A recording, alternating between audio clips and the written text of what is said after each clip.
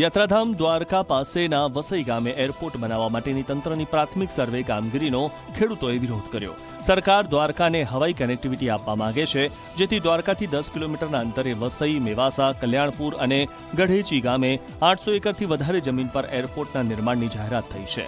પરંતુ આ માટે જો ફળદ્રુપ જમીનનું સંપાદન કરવામાં આવે તો ખેડૂતોની રોજીરોટી છીનવાઈ જશે એવો ડર છે, એટલા માટે તેઓ સતત વિરોધ કરી રહ્યા છે।